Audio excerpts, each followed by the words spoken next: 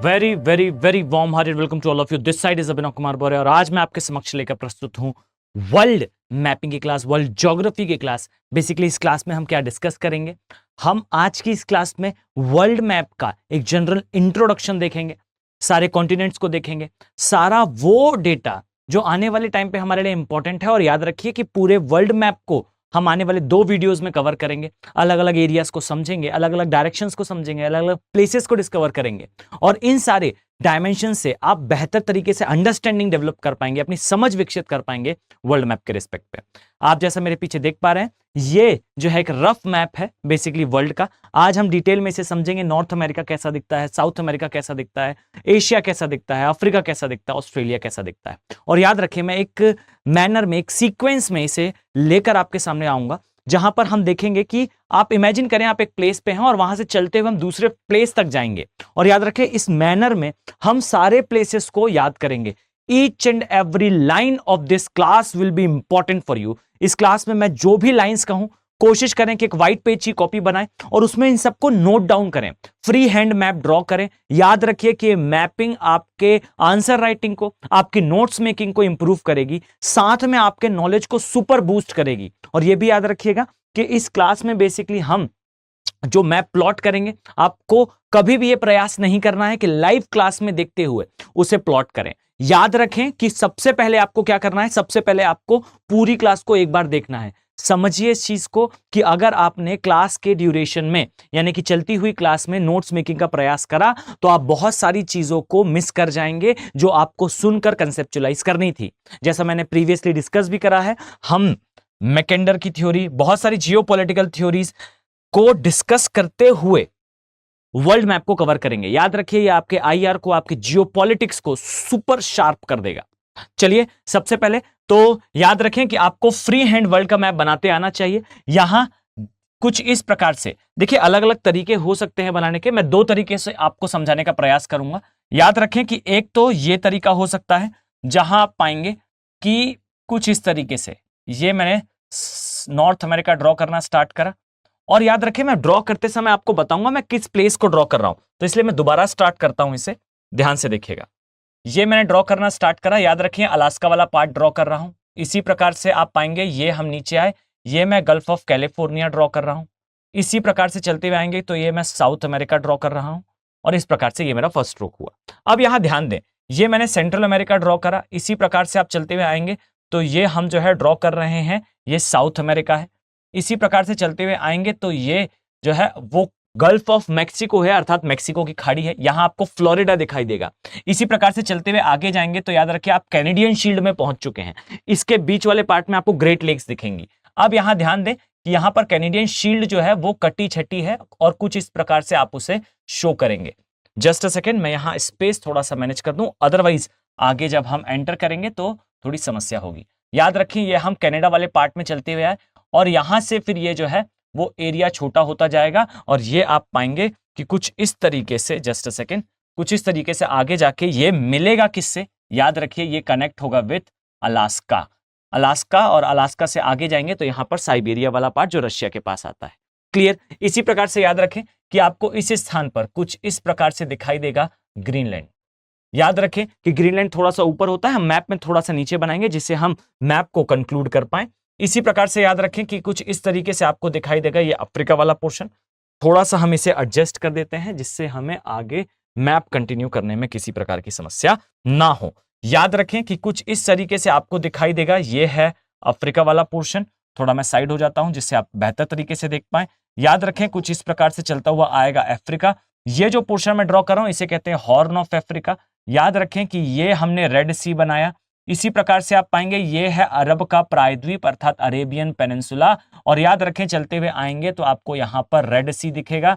ये चलते हुए आएंगे तो आपको ग्रेट इंडिया दिखाई देगा। और इसी प्रकार से याद रखें कि ये है स्थल डमरू मध्य। इसका अर्थ होता है बेसिकली क्या, इसका अर्थ होता है ऐसी स्ट्रिप, या मैं कहूं ऐसा पतला स्थलखंड जो 3 दिशा से किससे घिरा हो, सागर से घिरा हो। याद रखें इसी प्रकार से आप चलते हुए आएंगे तो यहाँ आपको जो है कंबोडिया वाला पार्ट, यहाँ चाइना वाला पोर्शन, ये आपको दिखाई देगा कोरियन पेनिनसुला अर्थात कोरिया का प्रायद्वीप। इसी प्रकार से चलते हुए आएंगे तो याद रखें इस स्थान पर आपको दिखेगा ये है कामचटका का प्रायद्वीप, ये हमने साइबेरिया बनाया और कुछ इस स्थान पर आके हम छोड़ देंगे। इसी प्रकार से याद रखें कि यहां से आप चलना स्टार्ट करेंगे, यह आपने बनाया भूमध्य सागर अर्थात मेडिटेरेनियन सी, इस प्रकार से स्पेन, पोर्चुगल, जर्मनी और इसी तरह से ऊपर आएंगे तो नॉर्डिक नेशंस और इस प्रकार से आप इसे कनेक्ट कर देंगे ऊपर से।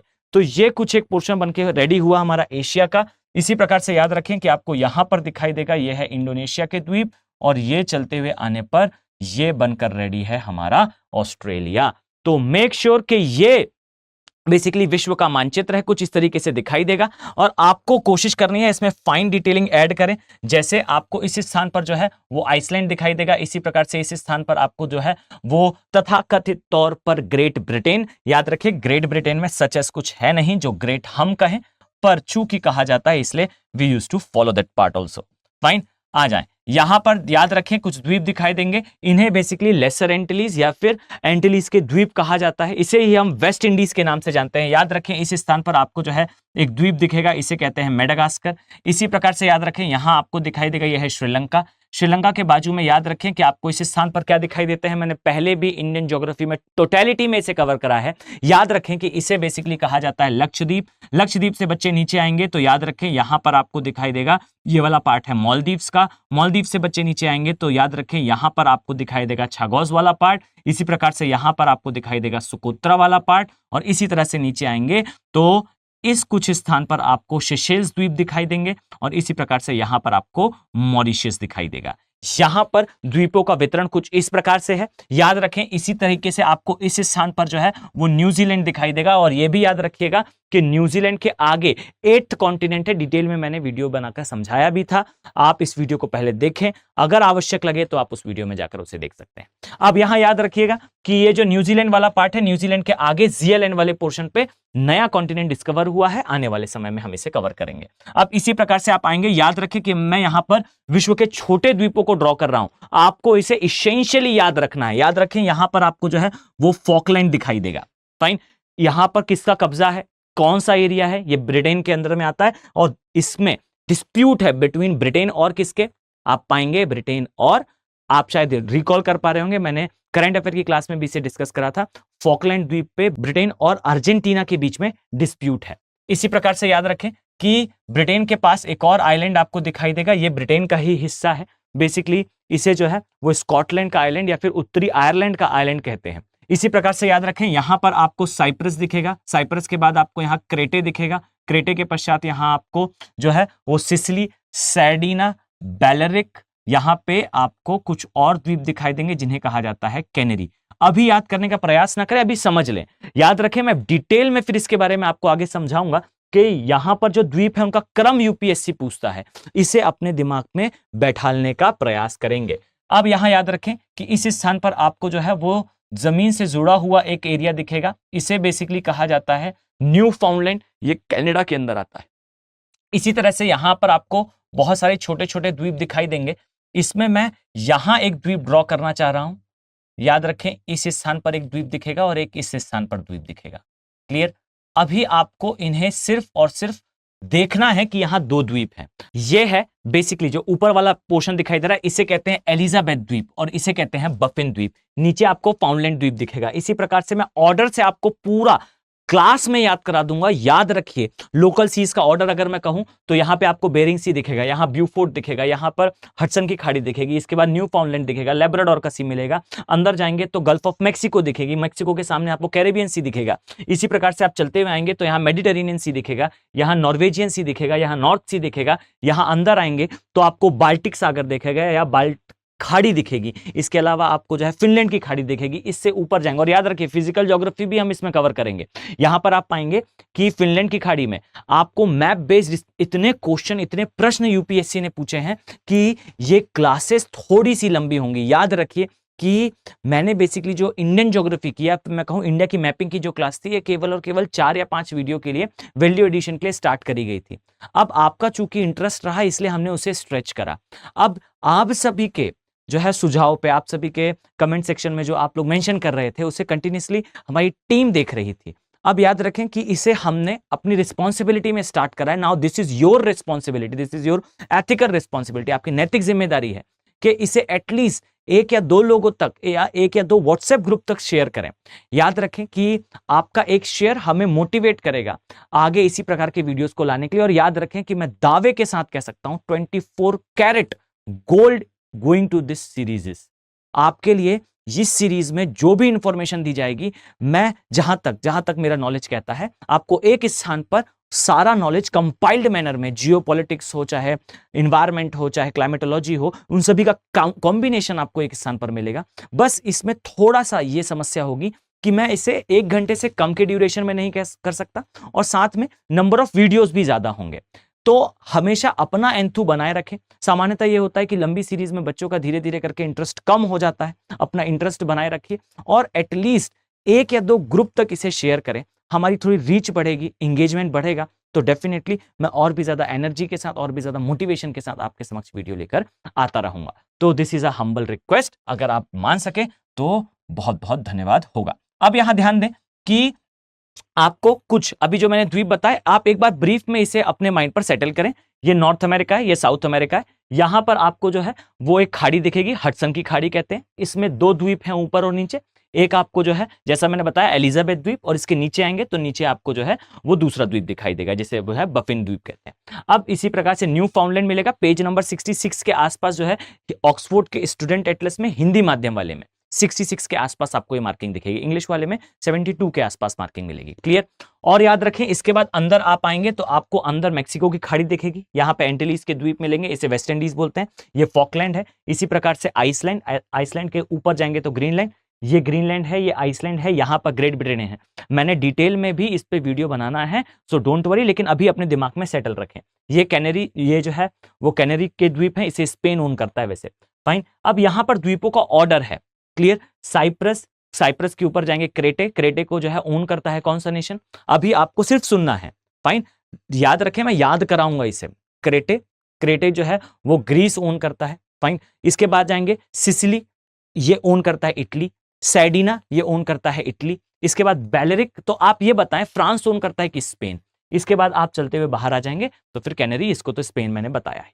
इसके बाद यहां पर आपको जो है वो दिखाई देगा, ऊपर से चलते तो लक्षद्वीप, लक्षद्वीप के नीचे आएंगे तो आपको मालदीव, मालदीव के नीचे छागोस, छागोस के ऊपर सुकोत्रा, सुकोत्रा सोमालिया ओन करता है। छागोस में जो है वो एक प्लेस है। अब मैंने प्रीवियस क्लास में इसके बारे में डिस्कस कर रखा है, इंडिया की मैपिंग में द्वीप वाले पार्ट में। आप वहां जाकर मुझे बताएं कि ये द्वीप में कौन से प्लेस पे यूएसए का नेवल कमांड है, एशिया का सबसे बड़ा नेवल कमांड यूएसए का। अब इसके बाद नीचे आएंगे तो आपको जो है यहां पर सेशेल्स द्वीप दिखाई देंगे। इसके बाद यहां पर नीचे आएंगे तो मॉरिशस दिखाई देगा। इंडिया ने करंट में, मैंने इस पर वीडियो भी बनाया था, यहां पर जो है वो एक स्ट्रिंग ऑफ फ्लावर यानी कि पर्ल, यानी कि चाइना जब हमें काउंटर करता है तो उससे बाहर आने के लिए इंडिया क्या इंटरवेंशन प्ले करता है, इसके बारे में मैंने बताया था। यहां पर हमारी एंट्री हो चुकी है और ऊपर येमेन और कतर, कुवैत में भी एंट्री होगी।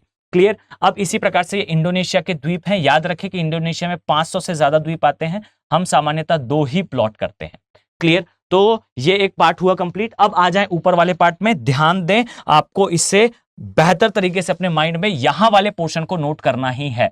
याद रखें कि ऊपर वाले पार्ट में यहां आपको क्या दिखाई दिया, अभी मैंने बताया, जैसा हमने डिस्कस कर रखा है। याद रखें कि ये जो ऊपर वाला पोर्शन है ये है कोरिया का पेनिनसुला, यहां कोरिया का प्रायद्वीप कहा जाता है। यहां याद रखने योग्य बात है, उत्तरी और दक्षिणी कोरिया स्थित है। क्लियर? और उत्तरी और दक्षिणी कोरिया में भी याद रखिएगा कि कौन सा एक्चुअल में उत्तर में, कौन सा एक्चुअल में दक्षिण में है, कहां पर जो है तानाशाही है। क्लियर? आप ये मुझे कमेंट सेक्शन में बताएंगे। ओके। अब यहां याद रखें कि जापान में भी ये भी एक द्वीपीय देश है। अब इसके लिए इंफॉर्मेशन आपको सिर्फ इतना याद रखना है कि यहां लोकल सीज से ये अलग होता है, स्थानीय स्तर पे जो सागर है उससे अलग होता है। ओके। नाउ इन दोनों के बीच में यहां छोटे छोटे कुछ द्वीप दिखाई देंगे। याद रखें कि इन्हें कुरिल द्वीप कहा जाता है। ओके, तो ये कुरिल द्वीप है। कुरिल द्वीप के ऊपर आप पाएंगे कि यहां एक सागर है। ओके, पेज नंबर 57 या 58 में आपको जो है एशिया दिखाई देगा और यहां पर याद रखें कि कुरिल द्वीप के सामने आपको ओखोटस सी दिखाई देगा, ओखोटस का सागर दिखाई देगा। ये कामचटका के प्रायद्वीप के अंदर आता है। क्लियर? तो ये एक डायमेंशन हुआ। दूसरा फिर याद रखें कि यहां पर आपको जो है वो नन्हा सा छोटा सा ताइवान दिखाई देगा। अब याद रखिए कि ताइवान के सामने भी एक सागर है। फाइन, अब आप मुझे बताएंगे ताइवान के सामने कौन सा सागर है। ओके, अब ताइवान से नीचे आएंगे तो याद रखिए यहां पर आपको जो है वो एशिया का सबसे बड़ा द्वीप दिखेगा। अब यहां याद रखिए कि विश्व का सबसे बड़ा द्वीप कौन सा है, एशिया का सबसे बड़ा द्वीप कौन सा है, और ये सारे द्वीपों को आपको किस प्रकार से याद रखना है, ये इंपॉर्टेंट हो जाता है। ओके, तो याद रखें यहां पर आपको जो है बोर्नियो द्वीप दिखाई देगा, और बोर्नियो में जो है ब्रुनोई नाम से नेशन दिखाई देगा। फाइन, और उस नेशन की कैपिटल है बांद्रा सिरी बागवान। ओके, तो यहां 3 देश हैं एशिया के।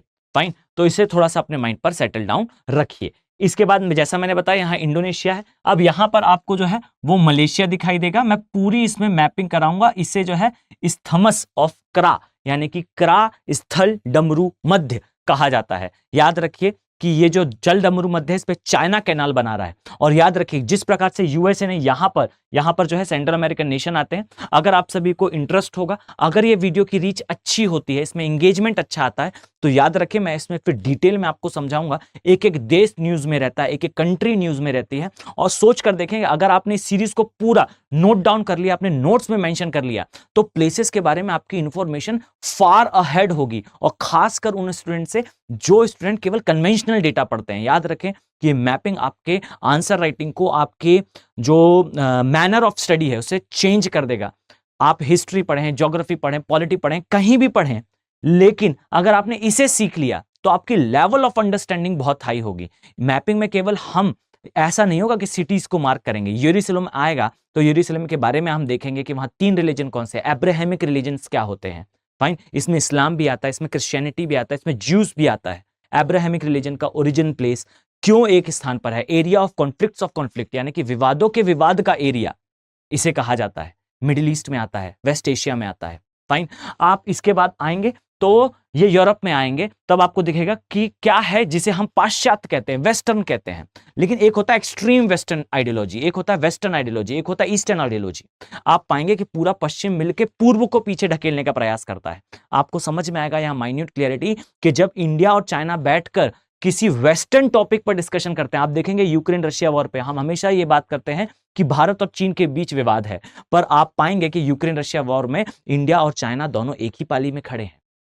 जब पूरा वेस्टर्न वर्ल्ड मिलके ईस्ट को क्रिटिसाइज करता है तो यहां 2 प्लेयर निकल कर आते हैं, इंडिया और चाइना। जब क्रिटिसाइज करा जाता है वेस्टर्न वर्ल्ड के द्वारा कि ईस्टर्न वर्ल्ड जो है वो बहुत ज्यादा कार्बन जला रहा है, बहुत ज्यादा कोल जला रहा है, तो उस स्थिति में निकल कर आता है क्या, इंडिया और चाइना का कोलैबोरेशन। आपको देखने को मिलेगा इंडिया चाइना एक सुर में बात करते हैं कि वेस्टर्न वर्ल्ड में मिलकर जो है वो पूरे विश्व में गंदगी फैलाई थी। ये ईस्टर्न वर्ल्ड है।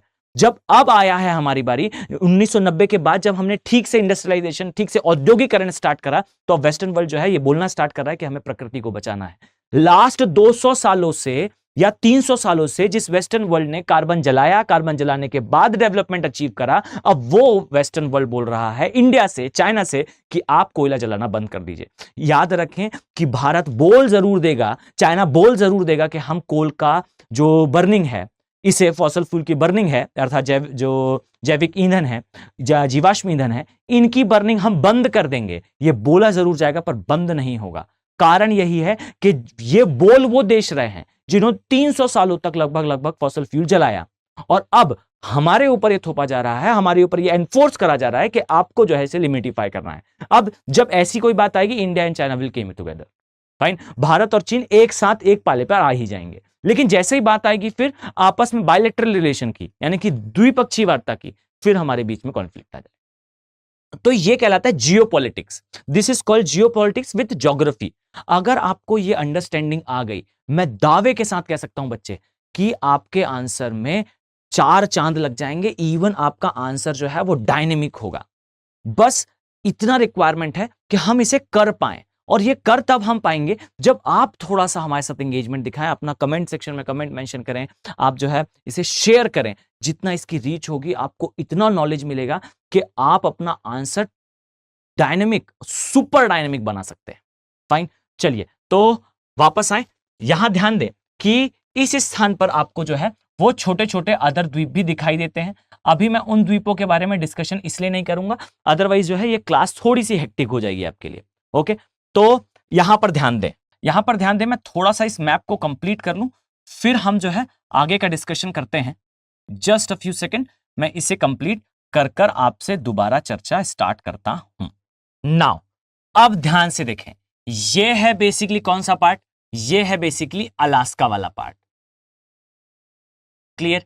अब यहां याद रखिए कि अब जो जो इंफॉर्मेशन मैं आपके साथ शेयर करता जा रहा हूं, आपको अपने माइंड में इसको सुपर कंसोलिडेट करना है। ओके, नाउ याद रखें कि ये अलास्का वाला पार्ट है। अलास्का वाला पार्ट जो है पहले साइबेरिया का पार्ट था। साइबेरिया अर्थात ये रशिया का पार्ट था, यूएसएसआर उसे कहा जाता था। और याद रखें कि 1989 यानी कि 89 के आसपास जो है वो इसका विभाजन हो गया, यूएसएसआर का डिसइंटीग्रेशन हो गया और यूएसएसआर जो है वो अपने 15 देशों में विभाजित हो गया, उनमें से एक रशिया है। और याद रखिए कि ये पार्ट जो है ये अलास्का साइबेरिया का था। साइबेरिया जो है वो बेसिकली रशिया में आता था। अलास्का दिया गया है यूएसए को और यूएसए इसको ओन करता है। अब इसकी जियोपॉलिटिक्स याद रखिएगा कि यहां पे एक रिवर है, रिवर का नाम है यूकॉन रिवर। और याद रखिए यूकॉन अलास्का की सबसे इंपॉर्टेंट रिवर है। ये रिवर जो है साल में 6 महीने बिल्कुल जमी रहती है और इसमें 6 महीने ही जो है वो तापमान इतना ऊपर आता है कि ये बह पाती है। क्लियर। इसके पश्चात याद रखिएगा कि अभी पूरा कनाडा हमारे लिए इंपॉर्टेंट हो जाता है। यहां याद रखिएगा कि कनाडा के साथ हमारे रिलेशंस थोड़े अच्छे नहीं चल रहे। अब इस कारण जो है कनाडा की ज्योग्राफी हमारे लिए सुपर इंपॉर्टेंट हो जाती है। यहां पर आपको दिखाई देगा यूएसए। याद रखिए कि अलास्का का ही पार्ट है, यूएसए का ही पार्ट है बेसिकली अलास्का। और इसी प्रकार से आप नीचे चलते हुए आएंगे। अब मैं यहां आपके सामने कुछ चीजें रखने वाला हूं। अब आपको बहुत ध्यान से सुनना है, बहुत ध्यान से इसे कंसोलिडेट करना है। एक बार मैं जो है महाद्वीपों के नाम यहां मेंशन कर दूं, फिर हम इसे देखते हैं। जैसा आपको पता होगा यह है अफ्रीका। इसी प्रकार से याद रखिए ये वाला जो पार्ट है इसे कहा जाता है बेसिकली एशिया। याद रखें एशिया जो है वो सबसे बड़ा कॉन्टिनेंट है जनसंख्या और साथ में साइज के अकॉर्डिंगली। अफ्रीका जो है जनसंख्या और साइज के अकॉर्डिंगली दूसरा सबसे बड़ा है। ये आपको दिखाई देगा, इसे कहते हैं यूरोप। क्लियर।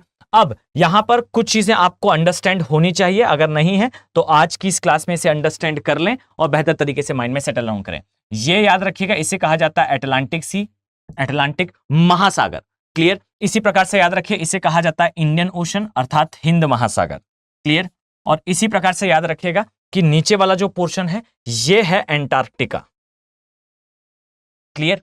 अब एंटार्क्टिका महाद्वीप है, ये आपको याद रखना होगा। और क्यों याद रखना होगा तो मैं आगे इसकी भी मैपिंग कराऊंगा। आई डोंट थिंक कि आपको एंटार्क्टिका की मैपिंग किसी ने कराई होगी यूट्यूब पर, लेकिन मैं आपको बताऊं इसकी मैपिंग सुपर इंपॉर्टेंट है। क्यों सुपर इंपॉर्टेंट है तो याद रखें कि एंटार्क्टिका जो है हमेशा न्यूज में रहता है because of global warming, climate change. अगर आप एक्चुअली में यूपीएससी की तैयारी कर रहे हैं और आपको एक्चुअल में यूपीएससी की अंडरस्टैंडिंग लानी है, एग्जाम की अंडरस्टैंडिंग लानी है, तो आपको समझना होगा कि वो क्षेत्र, वो एरिया जिनसे रिलेटेड मैपिंग आपने नहीं सुन रखी, लेकिन प्रश्न वहां से आ रहे हैं। और यही कारण है कि प्रश्न सामान्यतः विद्यार्थी को कम बनते हैं या नहीं बन पाते।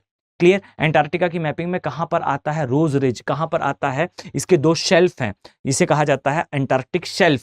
फाइन। इनके बीच में एक रिज है, यहां पर आपको एक क्वींस आइलैंड मिलेगा, एक किंग्स आइलैंड मिलेगा। इन आइलैंड्स में भागीरथी नाम से एक प्रोजेक्ट भी चलाया था इंडिया ने। इसी प्रकार से गंगोत्री नाम से भी प्रोजेक्ट चलाया, कनाडा ने भी प्रोजेक्ट चलाया, यूएस ने भी प्रोजेक्ट चलाया। अब ये सब कुछ आपके लिए सुपर इंपॉर्टेंट हो जाता है, तो थोड़ा सा आप लोग जो है वो फोकस बनाकर रखिएगा। इसे कहा जाता है प्रशांत महासागर। ओके, यानी कि प्रशांत महासागर कंटिन्यूएशन में बच्चे इधर तक आता है। ओके, तो ये हमारे सामने जो है वो बनकर रेडी है। यहां पर आपको जो सागर दिखाई देगा याद रखिए इसे कहा जाता है दक्षिण सागर या फिर सदर्न ओशन। अब यहां बहुत ध्यान से सुनिएगा, याद रखें, इमेजिन करें कि आप कनाडा में खड़े हुए हैं और कनाडा से होते हुए आपको भारत तक आना है। ये अगर आपने याद कर लिया, इसे अगर आपने रट लिया, तो याद रखिए कि आपके ज्यादातर प्रश्नों का उत्तर आपको मिल जाएगा, आपको वर्ल्ड मैप याद होना प्रारंभ हो जाएगा। अब यहां पर ध्यान से समझिए, अगर मैं आपसे कहूं कि आप इस स्थान पर खड़े हैं, अब यहां से चलते हुए आपको कहा जा रहा है इंडिया आना है। अब इस इंडिया आने की जर्नी में आप जहां जहां से गुजरेंगे, याद रखिए वो एरिया आपको याद हो जाएंगे। अब यहां पर मैं आपके साथ एक जर्नी स्टार्ट करने वाला हूं। ध्यान से समझिए, आप खड़े हुए हैं कनाडा में और कनाडा में ये द्वीप है, द्वीप का नाम बेसिकली क्या है, द्वीप का नाम है न्यू फाउंडलैंड। अब यहां पर द्वीप से चलते हुए आप आगे आएंगे तो आपको यहां पर जो है वो एक खाड़ी दिखाई देगी, याद रखिएगा इसे हडसन की खाड़ी कहा जाता है। हडसन की खाड़ी को यहां अगर मैं एक रफ मैप बनाऊं तो याद रखें, अब हम थोड़ा सा रफ मैप पर आएंगे, याद रखें कि ये जो है आपको दिखाई देगा कुछ इस प्रकार से उत्तरी अमेरिका है। फाइन, ये कुछ अलग तरीके से मैंने बनाया है, आप अलग अलग मैनर से बना सकते हैं। ये उत्तरी अमेरिका, याद रखें कि यहां पर आपको जो है हडसन की खाड़ी दिखाई देगी। हडसन की खाड़ी से याद रखें कि आप चलते हुए बाहर आएंगे, कौन सी संधि का यूज करेंगे। अब संधियां क्या होती हैं समझ लीजिए, याद रखें कि ये एक सागर है, ये एक सागर है, इन दोनों को कनेक्ट करता है एक। अब ये दोनों सागर अलग कैसे हुए, तो सिंपल सी बात है, यहां पर जो है वो महाद्वीप वाला पोर्शन होगा। फाइन, तो ये एक महाद्वीप होगा, ये एक महाद्वीप होगा, यहां एक सागर होगा, यहां एक सागर होगा। इन दोनों को कनेक्ट करने वाले रास्ते को, इन दोनों को कनेक्ट करने वाली संधि को बेसिकली जल संधि कहा जाता है। अब यहां ध्यान से देखिए, एक सागर यहां है, एक सागर यहां है, तो बीच में क्या दिखाई देगा, संधि। अब याद रखिए कि इस स्थान पर आपको एक संधि दिखाई देगी, इसे हडसन की संधि कहा जाता है, हडसन की जल संधि के नाम से इसे जाना जाता है। अब याद रखें कि हडसन की जल संधि से चलते हुए आप कहां आएंगे, तो ध्यान रखिएगा आप एंटर करेंगे बेसिकली ये अटलांटिक है। क्लियर, अब याद रखें ये हडसन की खाड़ी, हडसन की संधि, ये अटलांटिक, लेकिन अटलांटिक में ये जो पार्ट आपको दिखाई देगा, याद रखिएगा इसे कहा जाता है लेब्राडोर का सी, लेब्राडोर का सागर। आपने ये जो है नाम पहले सुन रखा होगा, बेसिकली ये नाम है एक डॉग की ब्रीड का जिसे कहा जाता है लेब्राडोर ब्रीड।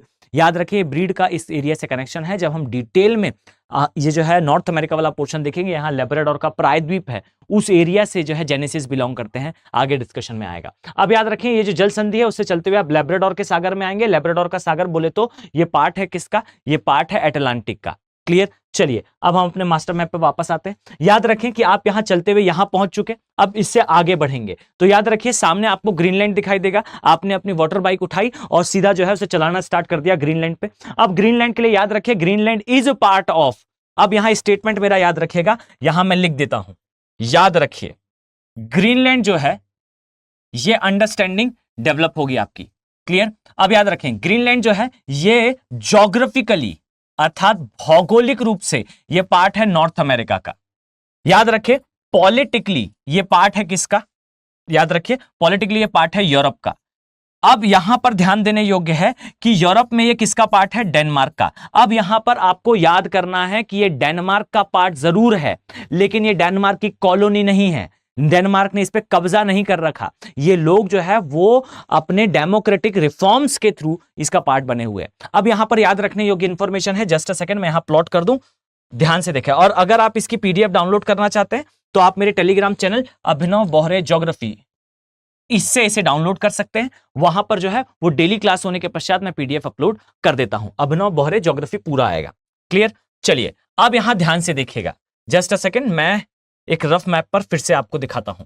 याद रखिए कि आपको इस प्रकार से जो है वो ग्रीनलैंड दिखाई देगा, ग्रीनलैंड के पश्चात इस स्थान पर याद रखिए आइसलैंड दिखाई देगा। इसी प्रकार से याद रखिएगा इस स्थान पर आपको जो है वो तथाकथित तौर पर ग्रेट ब्रिटेन दिखाई देगा। और इसी प्रकार से आपको जो है याद रखिए इस स्थान पर ये आपको दिखाई देगा इस प्रकार से, जस्ट अ सेकेंड, इस प्रकार से आपको दिखाई देगा यूरोप का मेन वाला पार्ट। ठीक है, जस्ट अ फ्यू सेकेंड मैं इसे दोबारा एक बार ड्रॉ कर दूं, अदरवाइज आपको समझने में थोड़ी समस्या होगी। इस प्रकार से जो है वो स्मगलर्स का कॉन्टिनेंट अर्थात यूरोप दिखाई देगा। क्लियर, तो यहां मैं एक बार नेमिंग कर दूं फिर हम आगे बढ़ते हैं। क्लियर, ये है ग्रीनलैंड, ये है बेसिकली आइसलैंड, ये है बेसिकली ब्रिटेन या आप कह लीजिए इंग्लैंड। इसी प्रकार से याद रखिए कि यहां पर इस प्रकार से अभी केवल हम इसे देख रहे हैं, आने वाले क्लास में हो सकता है इंट्रोडक्शन की सेकंड या थर्ड क्लास में ही मैं आपको more than 120 countries in a single map plot कर दिखाऊंगा। आपको 120 देश याद होंगे एग्जैक्टली, बुर्किना फासो कहां है, घाना कहां है, माली कहां है, इसी प्रकार से आपको स्पेन कहां है, मोरक्को कहां है, Guatemala, Salvador, Nicaragua, Costa Rica, Panama, Peru, ये सारे नेशंस का इक्वल ऑर्डर्स याद होंगे। और याद रखिए कि ये आपको रट जाएगा अगर हैंडमेड मैप से आप इसे समझें। याद रखिए बने बनाए मैप पर समझने में थोड़ी समस्या होती है जब सामने मैं आपके प्लॉट करूंगा। अब एक बार मैंने ये प्लॉट करा ग्रीनलैंड, आइसलैंड, ब्रिटेन, अब आपको ये याद हो जाएगा कि ये इस स्थान पर है। क्लियर, तो अब याद रखें मैंने यहां प्लॉट करा, अब आपके दिमाग में सेटल हो जाएगा। तो ये ग्रीनलैंड है, आइसलैंड है, ब्रिटेन है। ओके, यहां पर याद रखें आपको इस प्रकार से इस स्थान पर आपको दिखाई देगा कुछ इस तरीके से। याद रखें इसे कहा जाता है पुर्तगाल। इस प्रकार से याद रखें, आगे जाएंगे तो आपको इस स्थान पर दिखाई देगा इस प्रकार से। याद रखिए इसे कहा जाता है स्पेन। इसी प्रकार से आप चलते हुए आगे जाएंगे तो यहां आपको दिखाई देगा एक और राष्ट्र, इसे कहा जाता है फ्रांस। अभी हमें बाकी की आवश्यकता नहीं है इसलिए हम इसे मार्क नहीं कर रहे हैं, अदरवाइज हम आगे भी देख सकते हैं। France, clear. अभी इसके आगे की हमें आवश्यकता नहीं है इसलिए हम इसे आगे नहीं देखेंगे। आप यहां के नेशंस जरूर देख लें, अदरवाइज आपको थोड़ा सा कंफ्यूजन रहेगा। इसे बेसिकली कहा जाता है, इस प्रकार से आप जाएंगे तो ये वाला जो पोर्शन आपको दिखाई दे रहा है इसे बेसिकली कहा जाता है नॉर्वे। जस्ट अ सेकेंड, थोड़ा सा ऊपर तक जाएगा ये। याद रखें इसे बेसिकली कहा जाता है नॉर्वे। ये वाला जो पार्ट है इसे बेसिकली कहा जाता है स्वीडन, और ये जो पोर्शन आपको दिखाई दे रहा है इसे कहा जाता है फिनलैंड। फाइन, तो नॉर्वे, स्वीडन, फिनलैंड। ओके, याद रखें ये है नॉर्वे, ये है स्वीडन, इसी प्रकार से याद रखें ये है फिनलैंड। ओके, तो यहां पर आपको अब इसे याद रखना है, Greenland, Iceland, Britain, Portugal, Spain, France, और यहां पर नॉर्वे, स्वीडन, फिनलैंड। ओके, अब यहां ध्यान से देखें, ध्यान दें, याद रखिएगा कि आपने चलना कहां से स्टार्ट करा है, कनाडा से। कनाडा से चलते हुए आप आगे आए, आगे आने पे सबसे पहले आपको क्या मिला, सबसे पहले आपको न्यू फाउंडलैंड मिला, उसके बाद आपको जो है वो लेब्राडोर का सागर मिला। इसके पश्चात आप चलते हुए आगे आए, आपने ग्रीनलैंड पार करा। अब याद रखिए कि ग्रीनलैंड जो है ये पार्ट है ज्योग्राफिकली, भौगोलिक रूप से किसका, उत्तरी अमेरिका का, लेकिन इस पर रूल कौन करता है, डेनमार्क। अब याद रखिए कि ये डायग्राम हमने क्यों प्लॉट करा है, तो हमेशा याद रखिएगा इस स्थान पर है डेनमार्क। फाइन, और डेनमार्क में भी एक मार्किंग आप कर लें, वहां एक कील कैनाल है, यहां पर बाल्टिक सागर है, यहां पर एक सागर है, अभी मैं बताऊंगा, इसे नॉर्थ सी कहते हैं, इन दोनों को कनेक्ट करती है कील कैनाल। चलिए वापस आए, याद रखें जो डेनमार्क है, ये डेनमार्क बेसिकली पहले ओन करता था इन सारी कंट्रीज को, यानी कि Norway, Sweden, Finland, Denmark, Iceland, Greenland, इन सभी को ओन करता था डेनमार्क। एक एक करके लोकतांत्रिक विकास के द्वारा, यानी कि डेमोक्रेटिक रिफॉर्म्स के थ्रू ये सारे नेशंस जो है अलग अलग होते गए। इनके बीच में आज भी जो है वो अच्छे रिलेशन हैं। याद रखिएगा लड़ झगड़ कर अलग नहीं हुए थे, इनमें आज भी जो है अच्छे रिलेशन है। नॉर्वे, स्वीडन, फिनलैंड, ये आपको दिखेगा डेनमार्क, लेकिन आइसलैंड ने अब तक जो है वो अपने आप को इसी का पार्ट रखना स्वीकार करा है, और समय के साथ यहां पर पोल्स भी होते हैं, अगर अलग होना चाहे तो अलग भी हो सकते हैं। इसे अपने माइंड में सेटल डाउन रखिएगा कि ये राजनीतिक रूप से किसका पार्ट है, ये राजनीतिक रूप से यूरोप का पार्ट है, डेनमार्क का पार्ट है। Denmark is famous for dairy industry. Fine, अब आ जाए, अब मान लेते हैं कि ये जो है तीनों इस प्रकार से उपस्थित है। याद रखिए कि जो ग्रीनलैंड है ये सेपरेट किससे होता है, तो याद रखें यहां पर एक आपको जल संधि दिखाई देगी। फाइन, इस जल संधि को बेसिकली क्या कहा जाता है, इसे कहा जाता है डेनमार्क, डेनमार्क जल संधि। क्लियर, यानी कि जो ग्रीनलैंड है वो आइसलैंड से, डेनमार्क जल संधि से अलग होता है। इसी प्रकार से याद रखिएगा जो आइसलैंड है ये ब्रिटेन से किस जल संधि से अलग होता है। फाइन, तो याद रखें यहां जल संधि नहीं है क्योंकि ये गैप बड़ा है, यहां पर एक सागर है, इस सागर को कहा जाता है नॉर्वेजियन सागर। कौन सा सागर, इस नाम को अपने माइंड पर रिपीट करें, इसे कहा जाता है नॉर्वेजियन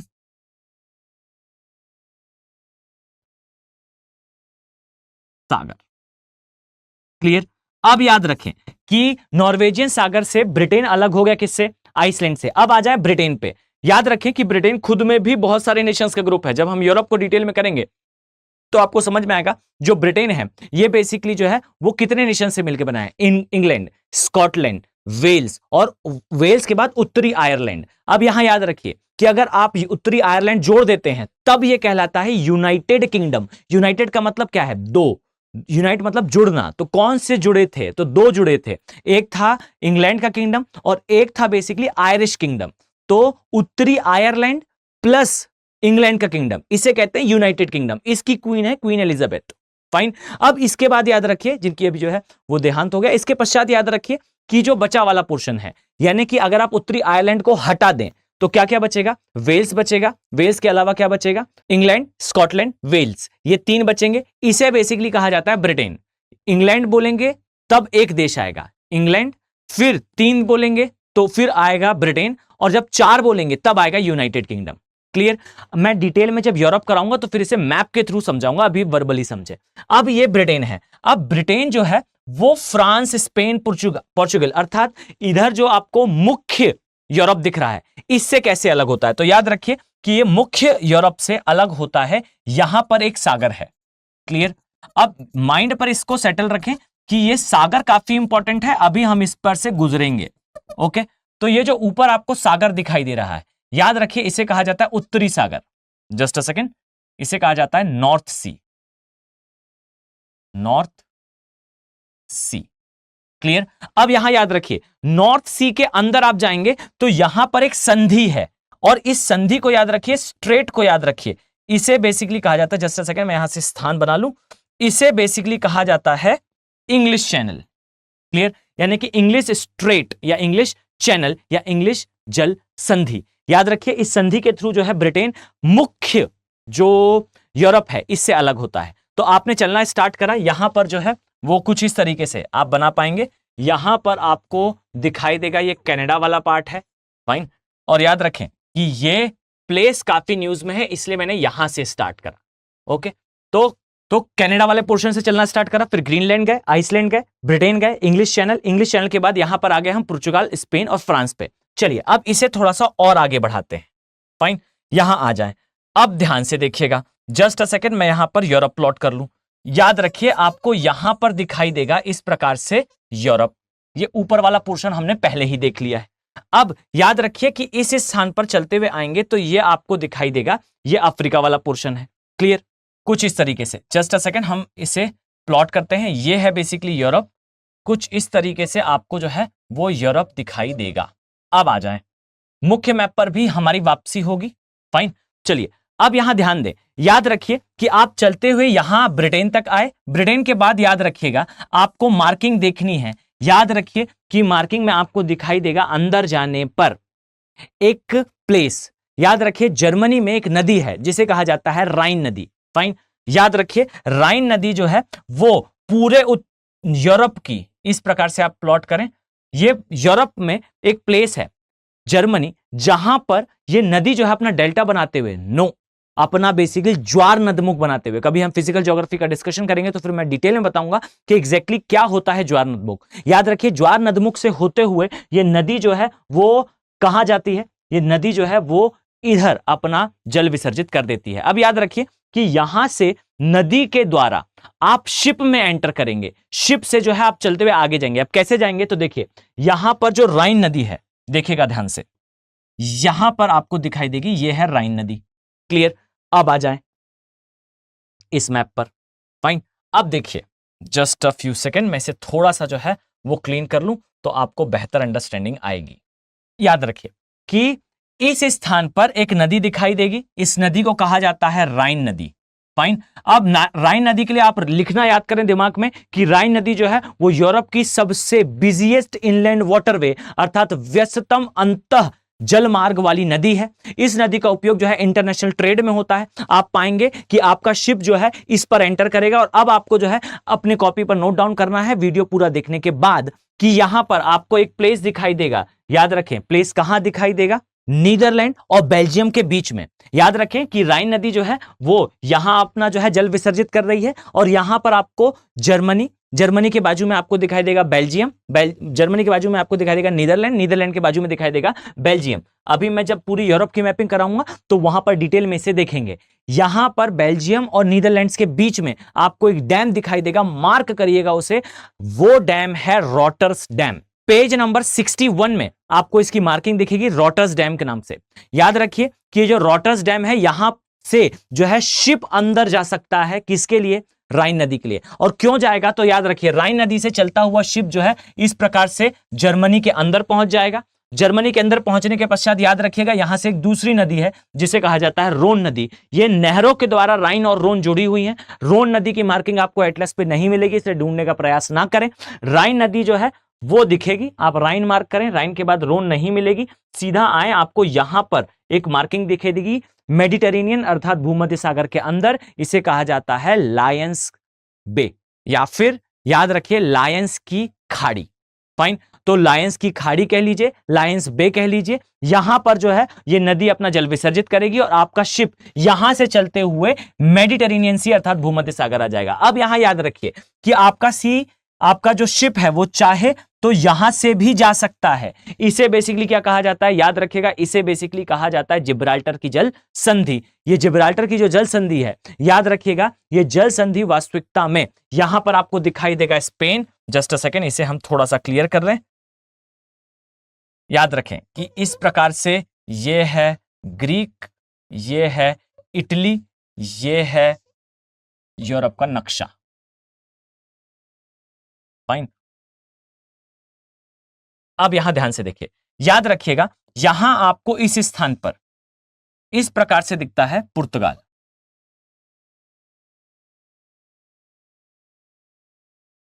इस प्रकार से आपको दिखाई देगा, याद रखिए, यहां पर स्पेन।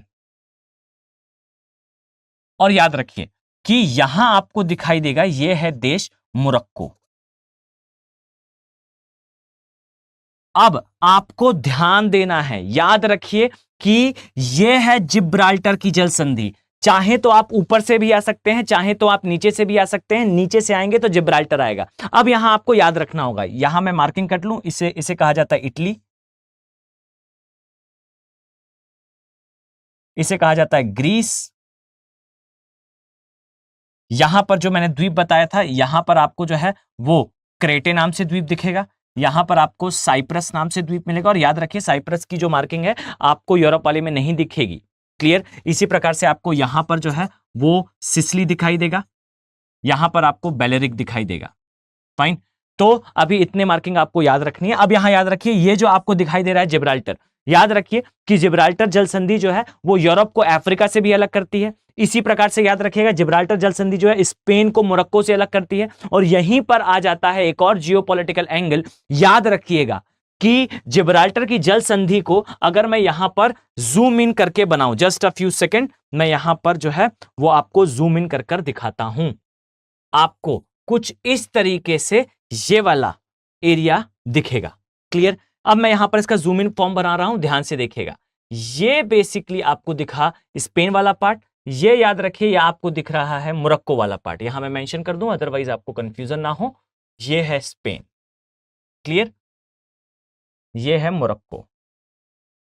अब यहां आपको याद रखना है कि यहां अब आपको याद रखना है, याद रखिए कि आपको इस स्थान पर कुछ इस तरीके से, याद रखें, इस स्थान पर यह दिखेगा एक क्षेत्र, पतली सी एक स्थिति है, जहां पर पतला सा एक स्थान है जहां पर आपको दिखेगा कि जमीन जो है वो आगे सी बढ़ी हुई है। याद रखिए यहां एक पहाड़ है जिसका नाम है जिब्राल्टर। जाकर आप सर्च करेंगे तो आपको मिलेगा। याद रखिए यहां एक जमीन का पतला सा टुकड़ा है जो आगे बढ़ा हुआ है। इस जमीन के टुकड़े को बेसिकली कहते हैं, यहां एक पहाड़ है जिसे कहते हैं जिब्राल्टर का पहाड़। याद रखिए इस पहाड़ के कारण इस संधि का नाम पड़ा हुआ है जिब्राल्टर की जल संधि। फाइन। याद रखें कि ये जो जिब्राल्टर की जल संधि है, इस संधि के लिए आपको अब मैं एक थ्योरी के थ्रू समझाता हूं। याद रखिए, जस्ट अ फ्यू सेकंड, मैं यहां नेमिंग कर दूं। ये है बेसिकली अटलांटिक सी, ये है बेसिकली मेडिटेरेनियन या मैं कहूं भूमध्य सागर।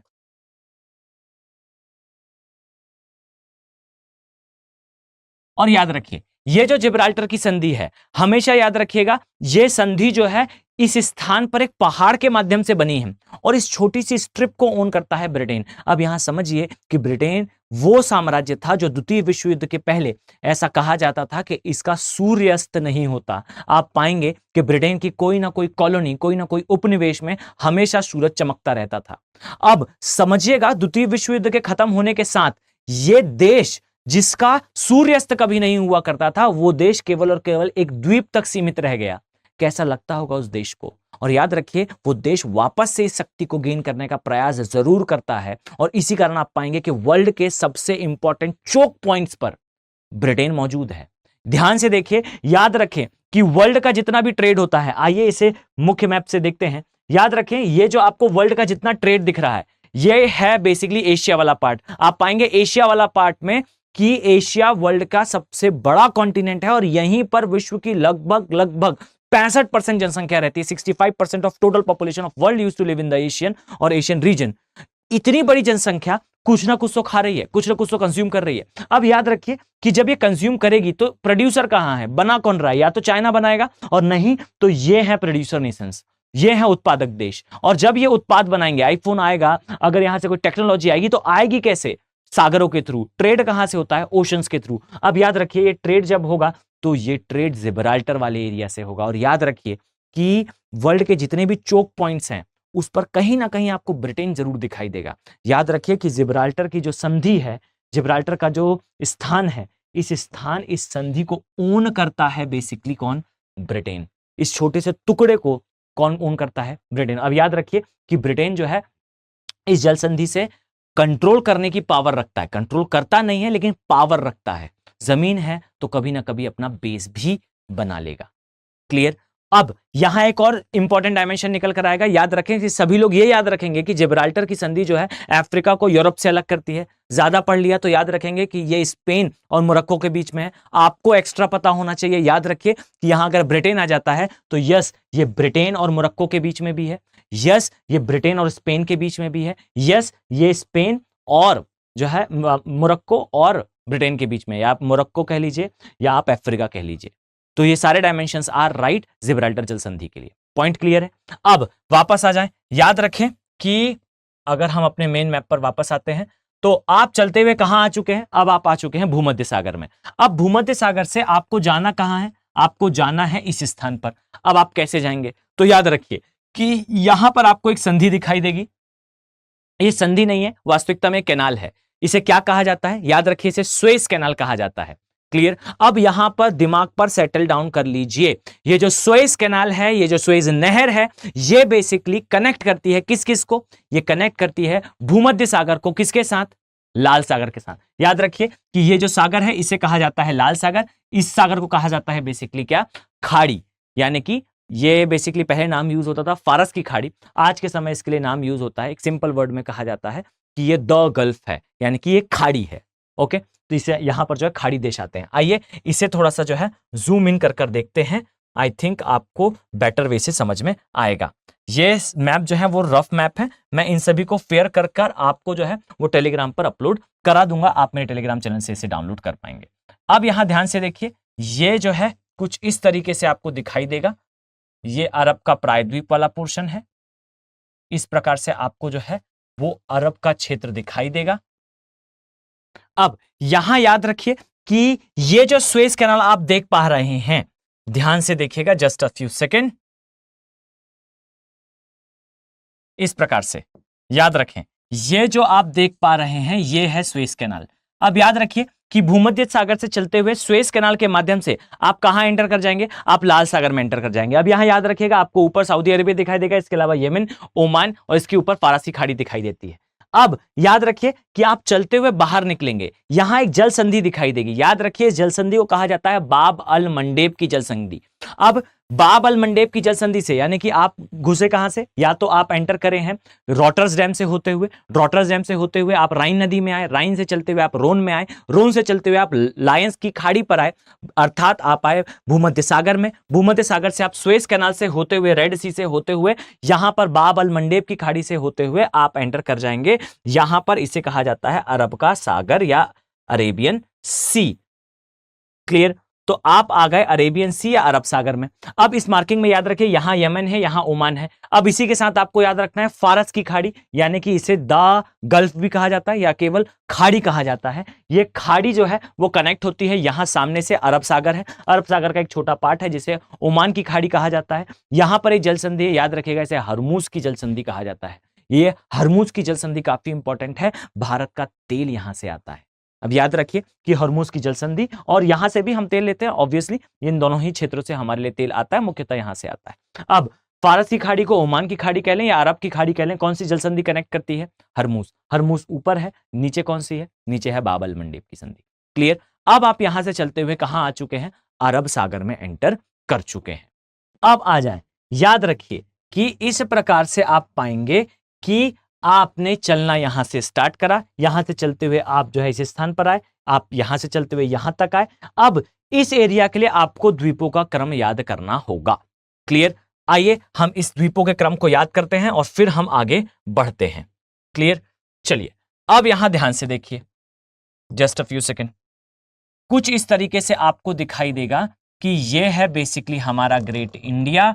इस तरीके से चलते हुए आएंगे तो यह है इस्थमस ऑफ क्रा, ये है चाइना वाला पार्ट, ये कोरिया वाला पार्ट, और इतने की ही हमें आवश्यकता है। क्लियर? इसी प्रकार से याद रखिए कि ये है अरब का प्रायद्वीप वाला पोर्शन और ये है अफ्रीका वाला पार्ट। क्लियर? अब ये हमने ड्रॉ कर लिया। अब यहां पर याद रखिए कि आपको ध्यान रखना है, यहां पर है बेसिकली क्या, श्रीलंका। क्लियर? अब श्रीलंका के बाद आपको याद रखना है, जस्ट अ फ्यू सेकेंड, आपको याद रखना है कि श्रीलंका और भारत के बीच में एक संधि है, एक जल संधि है। याद रखिए इस जल संधि को क्या कहा जाता है, जैसा मैंने आपको पहले भी बताया, इसे पाक जल संधि कहा जाता है। फाइन, तो याद रखें आप चाहें तो पाक जल संधि से भी होकर आ सकते हैं। जस्ट अ सेकेंड, इसे कहा जाता है पाक जल संधि। क्लियर? अब श्रीलंका के नीचे आप याद रखें यहां पर आपको लक्षद्वीप दिखेंगे, लक्षद्वीप के नीचे जैसा मैंने आपको बताया यहां पर आपको मालदीव्स दिखेंगे। मालदीव्स के नीचे याद रखिए कि आपको इस स्थान पर जो है वो छागोस द्वीप दिखेंगे। छागोस के बाद यहां पर आपको सेशेल्स द्वीप दिखेंगे और इसी प्रकार से नीचे आएंगे तो आपको यहां पर मॉरिशस दिखाई देगा। क्लियर? तो इन द्वीपों का क्रम आई थिंक आपको क्लियर है। अब मान लेते हैं आप चलते हुए आए और आपको यहां एंटर करना है। ये कौन सा प्लेस है, तो याद रखिए ये है हमारा कलकत्ता वाला भाग, और जैसा मैंने आपको जो है वो पहले भी पढ़ाया है, याद रखिएगा यहां से चलते हुए जो है आप नेशनल वाटरवे फर्स्ट जो स्टार्ट होता है कलकत्ता से जाता है प्रयागराज तक, इस नेशनल वाटरवे में अपना शिप चलाते हुए जो है प्रयागराज तक आ पाएंगे। तो याद रखिए या तो एक ये रास्ता है। अब मान लेते हैं कि आप थोड़ा सा ऊपर जो है वो जाना चाहते हैं, तो याद रखिए पाक जल संधि से होते हुए आप आगे जाएंगे और याद रखिए जब आप आगे बढ़ेंगे तो आपको यहां पर जो है वो इंडोनेशिया के द्वीप दिखाई देंगे कुछ इस प्रकार से। याद रखिए ये जो द्वीप है, इन द्वीप के बीच में यहां पर आपको दिखाई देगा क्या, यहां पर आपको दिखाई देगा चाइना का चोक पॉइंट, और याद रखिएगा इस चोक पॉइंट को क्या कहा जाता है, इसे कहा जाता है बेसिकली मलक्का की जल संधि या मलक्का स्ट्रेट। मलक्का जल संधि। क्लियर? अब यहां याद रखिएगा कि यहां आपको जूम करने की आवश्यकता है। चलिए इसे थोड़ा सा जो है हम छोटा कर दें जिससे हम आगे जो है इसे कंटिन्यू यहां पर ड्रॉ कर सके। क्लियर? आइए समझते हैं इसे कुछ इस तरीके से। यहां आ जाए और याद रखें आपको इसके नोट्स भी इसी प्रकार से बनाने हैं। क्लियर? अब ध्यान से देखिएगा, ये जो स्थान है ये आपने देखा कुछ इस तरीके से जो है आपको दिखाई देगा। ये कौन सा प्लेस है, तो याद रखिए ये है बेसिकली मलेशिया वाला पार्ट। जस्ट अ सेकेंड, ये इस प्रकार से बनेगा थोड़ा, ये है मलेशिया। क्लियर? अब याद रखिए कि इससे आगे जाएंगे तो यहां आपको जो है इंडोनेशिया दिखाई देता है। अब ये इंडोनेशिया का कौन सा द्वीप है, तो आई थिंक आप सभी को पता चल गया होगा, ये है सुमात्रा। क्लियर? अब यहां याद रखिए जानने योग्य इंफॉर्मेशन है, याद रखिएगा यहां पर बीच में एक द्वीप है, यहां पे बीच में एक नेशन है, इसे कहा जाता है सिंगापुर।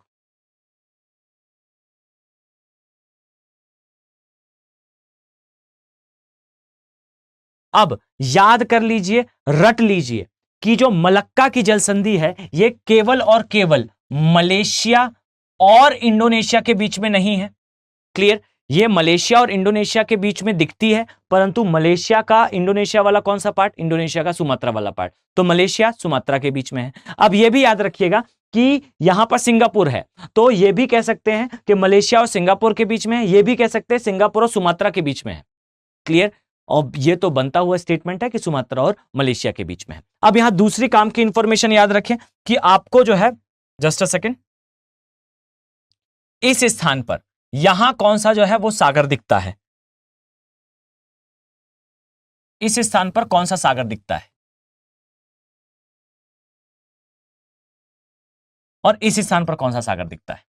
अब याद रखिए कि यह है पूरा का पूरा, मतलब इसे हटा देंगे तो यह है पूरा का पूरा प्रशांत महासागर। प्रशांत महासागर में यहां जो प्लेस आ रहा है याद रखिए इसे कहा जाता है जावा सागर। जस्ट अ सेकेंड, मैं कलर चेंज कर लूं। इसे बेसिकली कहा जाता है जावा सी या जावा सागर। क्लियर।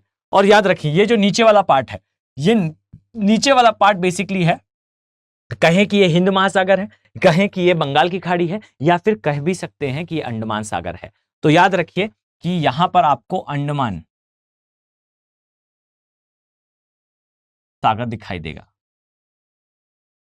क्लियर। तो देखिएगा क्या क्या स्टेटमेंट बनते हैं और क्यों बच्चे का सिलेक्शन थोड़ा सा दूर रहता है, क्योंकि सतही तौर पर जब हम देखें तो ये केवल और केवल मलक्का संधि किसे कनेक्ट करती है। तो याद रखिए मलक्का की जल संधि बेसिकली प्रशांत महासागर को किससे कनेक्ट कर रही है, हिंद महासागर से।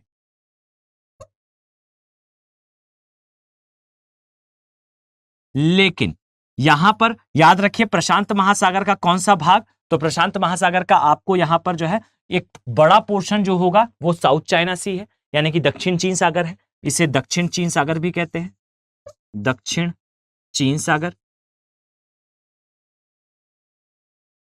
इसी प्रकार से याद रखिए इसका भी कौन सा सब सी, इसे कहा जाता है जावा सागर। इसी प्रकार से याद रखिए हिंद महासागर के लिए कि हिंद महासागर का कौन सा पोर्शन, तो बंगाल की खाड़ी कह लीजिए,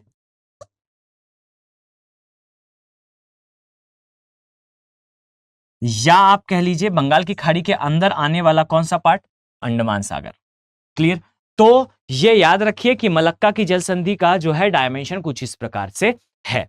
तो देखिए आप चलते हुए कनाडा से निकले, कनाडा से चलते हुए आप जो है वो ग्रीनलैंड आए, आइसलैंड आए, ब्रिटेन आए, रॉटरडैम आए, जर्मनी आए, या फिर जिब्राल्टर से आए आप मुख्यतः कहां पर, आप आए मुख्यतः मेडिटेरेनियन सी अर्थात भूमध्य सागर पर।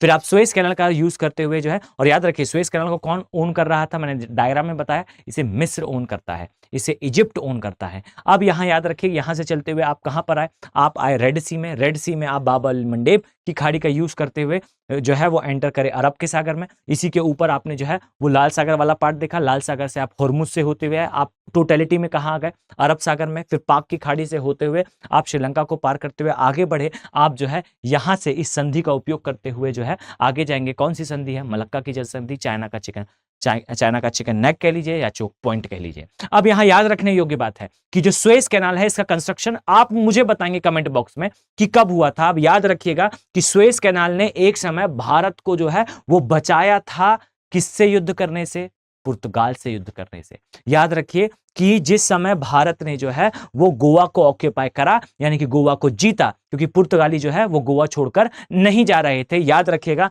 कि पुर्तगाल की जो नेवल कमांड था ये निकला था भारत पर अटैक करने के लिए, और यहां कोई आपको नहीं बताएगा, everyone used to criticise Nehru for Jammu and Kashmir. सभी लोग जो है जम्मू और कश्मीर के लिए नेहरू को क्रिटिसाइज करते हैं, पर कभी कोई अप्रिशिएट नहीं करता गोवा के लिए। याद रखें कि गोवा को जब हमने जो है वो कैप्चर करा, बेसिकली हमारा ही पार्ट था, हमें चाहिए था और हमारा ही होना चाहिए था, क्योंकि ज्योग्राफिकली भी ये हमारा ही पार्ट था।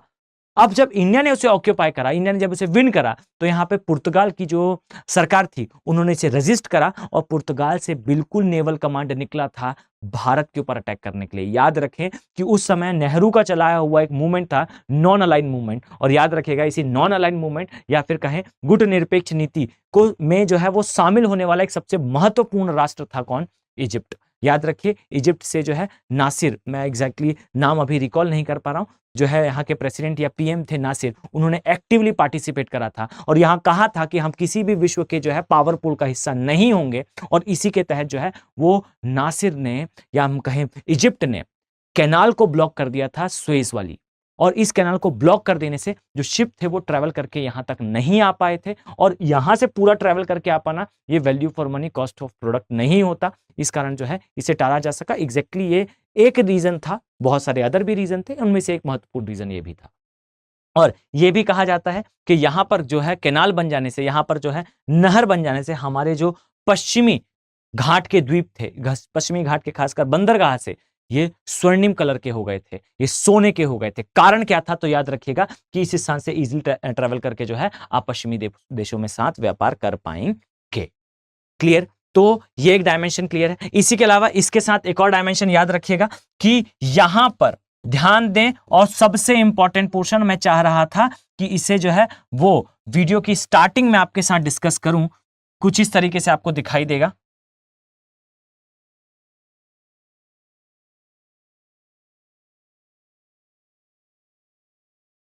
याद रखिए, ये जो नीचे आप द्वीप देख रहे हैं, ये एक स्थान है बेसिकली। याद रखिएगा कि मानव का सबसे दक्षिणतम स्थान जहां मानव निवास करते हैं, इस स्थान को बेसिकली क्या कहा जाता है? इस स्थान को बेसिकली कहा जाता है टियारा डेल फ्यूगो। नाम नोट कर लें, दिमाग में सेटल डाउन कर लें।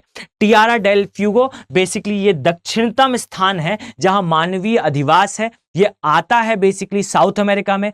ओन इसे बेसिकली करता है अर्जेंटीना। और याद रखिएगा कि दक्षिणतम स्थान जहां मानव का निवास है, और साथ में यहां से जो है एक स्ट्रेट होती गुजरती है। याद रखिएगा इस स्ट्रेट को, इस संधि को, क्या नाम है इस संधि का? तो रट लीजिए इसे। इसे कहा जाता है मैगलन स्ट्रेट या मैगलन जनसंधि। और याद रखिए मैगलन कौन था? मैगलन वो व्यक्ति था जिसने अर्थ को पूरा एक बार चक्कर लगाया सागरीय माध्यम से। याद रखें, सागर से होते हुए, शिप से होते हुए पृथ्वी का एक पूरा चक्कर लगाने वाला व्यक्ति था मैगलन। और मैगलन के लिए याद रखें कि मैगलन ने ही नामकरण बेसिकली करा था प्रशांत महासागर का।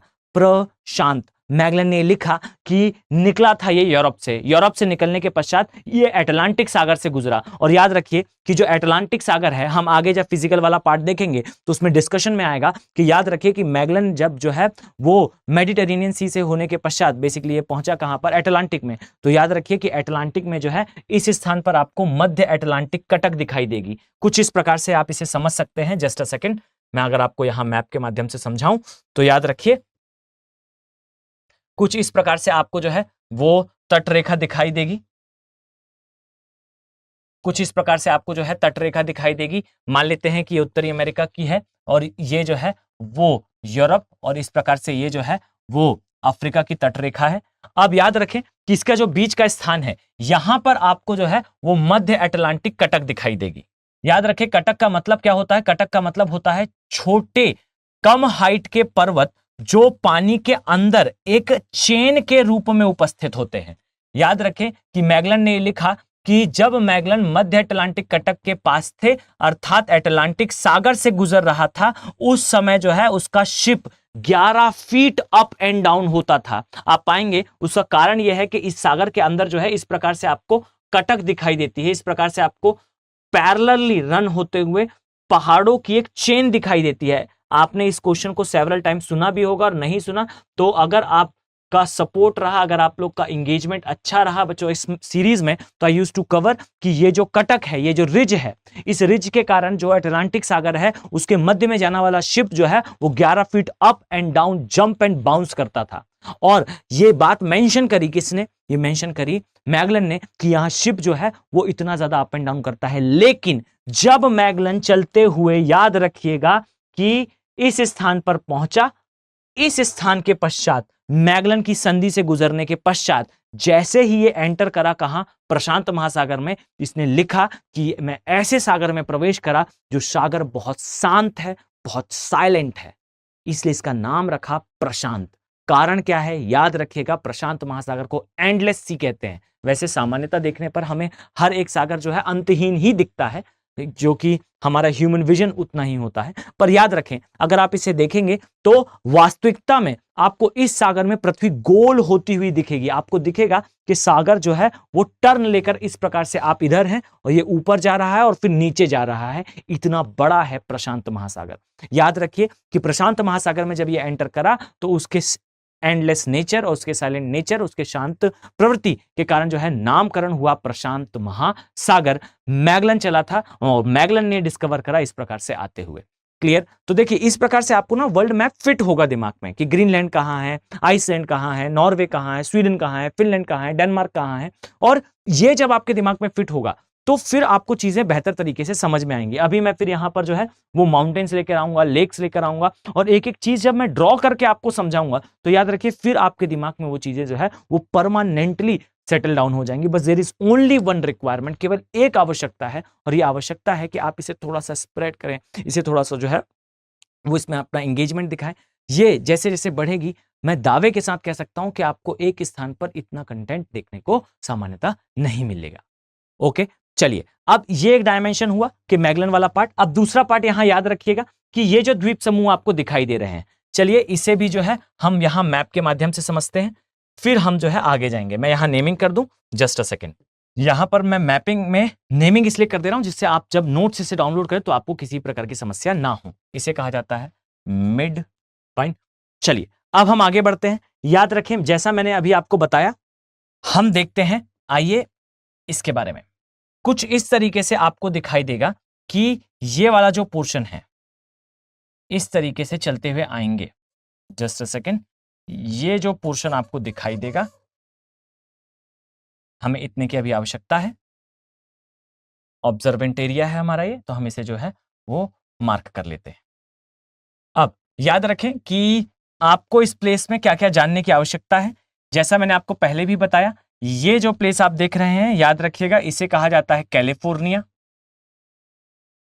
कैलिफोर्निया अपने किस किस चीजों के लिए फेमस है, तो एक चीज तो याद रखिएगा, कैलिफोर्निया में आपको साइलेंट वैली दिखाई देगा, कैलिफोर्निया में आपको सिलिकॉन वैली दिखाई देगा। सिलिकॉन वैली किसके लिए फेमस है, तो आईटी इंडस्ट्री के लिए। इसके अलावा आपको यहाँ पर डेथ वैली भी दिखाई देगा। डेथ वैली किसके लिए फेमस है, कि ये एरिया काफी गर्म है। तीसरा चीज याद रखिएगा कि यहाँ पे आपको लॉस एंजलिस दिखाई देगा।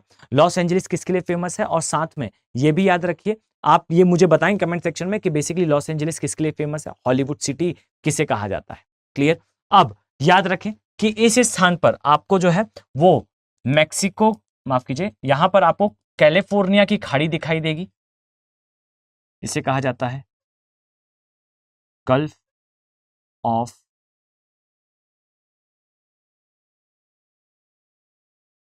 कैलिफोर्निया।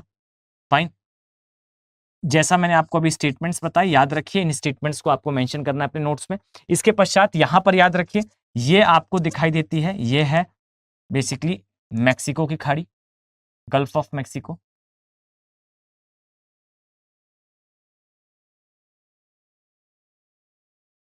अब यहां याद रखिएगा कि ये जो सामने आपको दिखाई दे रहा है, बहुत ध्यान से इसे नोट डाउन करेंगे। ये जो प्लेस आप देख पा रहे हैं, याद रखिए इसे बेसिकली कहा जाता है फ्लोरिडा। क्लियर। कौन सा प्लेस है ये है फ्लोरिडा। कहां आता है, यूएसए में। क्लियर। अब ये याद रखिए कुछ इस तरीके से, यहां पर आएगी एक नदी। कौन सी नदी है, तो देखिएगा जब हम चलते हुए, पहले इस जियोपॉलिटिक्स को समझ लें, यहां के एरिया को समझ लें, फिर हम जो है इस पर डिस्कशन करेंगे। याद रखें ये कौन सी नदी है, तो इसे कहा जाता है मिसिसिपी नदी या मिसिसिपी रिवर। मिसिसिपी नदी या मिसिसिपी रिवर। याद रखें कि उत्तरी अमेरिका की सबसे बड़ी नदी है। ये नदी अपना डेल्टा बनाती है गल्फ ऑफ मैक्सिको में। ये भी याद रखिएगा, इसके एक तरफ जो है आपको फ्लोरिडा दिखाई देगा, और इसी प्रकार से याद रखिएगा आपको इसके एक तरफ जो है कुछ इस तरीके से आप आएंगे तो यहां आपको मैक्सिको दिखाई देगा। क्लियर। तो ये आपको कुछ इस तरीके से जो है वो मैक्सिको दिखाई देगा, यानी कि ये मैक्सिको के बीच में है, फ्लोरिडा के बीच में, अर्थात यूएसए के बीच में है। यहां आपको जो है वो पूरा पोर्शन यूएसए का दिखाई देगा। ये यूएसए है, ये है बेसिकली यूएसए।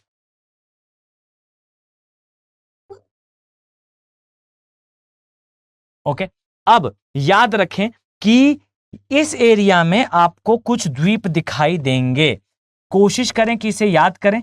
ये कहलाते हैं वेस्ट इंडीज के द्वीप। आ जाएं, यहां मैं इसे मेंशन करता हूं। अब सोचिए इसे कि इस एरिया को वेस्ट इंडीज क्यों कहा जाता है। क्लियर। इसमें कौन कौन से द्वीप आते हैं, तो पहली चीज याद रखें कि ये जो है वो गल्फ ऑफ मैक्सिको, तथा याद रखें सेकेंडली ये फ्लोरिडा के बीच में आते हैं। अब इसमें याद रखिए इसमें बहुत सारे नेशंस जाते हैं, बहुत सारे देश आते हैं। जैसे यहां आता है क्यूबा, यहां आता है बहामास, यहां आता है, इसके अलावा जो है वो आपको जमाइका दिखेगा।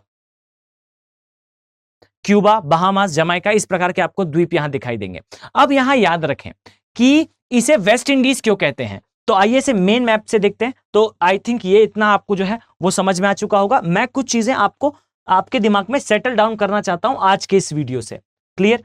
अब समझिए इस चीज को, याद रखें कि वो पश्चिमी देश, वो वेस्टर्न नेशंस जो ये प्रोक्लेम करते हैं कि सिविलाइजेशन या मैं कहूं डेवलपमेंट अर्थात विकास या संस्कृति ये स्टार्ट हुई है बेसिकली कहां से, वेस्ट से। तो आप समझिए आज के समय जो नेशन सुपर पावर है उसे हम कहते हैं यूएसए। याद रखिए USA is a super power not because of, ना ही इस कारण से कि यूएसए के पास अर्थ का सबसे बड़ा नेवल कमांड है, एयर कमांड है या डिफेंस कमांड है।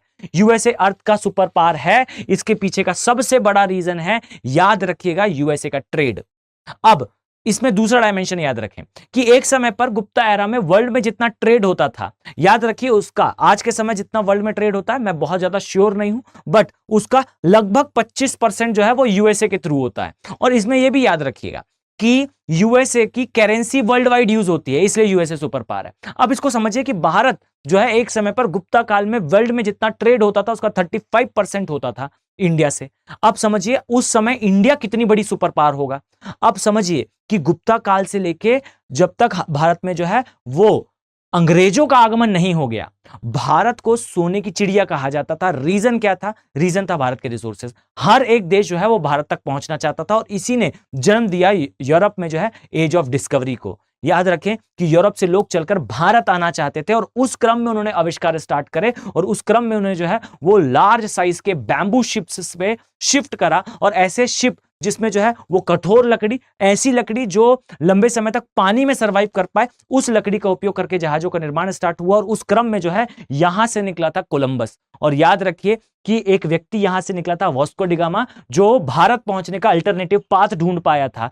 अब यहां समझिए भारत आने का एक अल्टरनेटिव पाथ जो है वो ढूंढ लिया था किसने? वास्को डी गामा ने।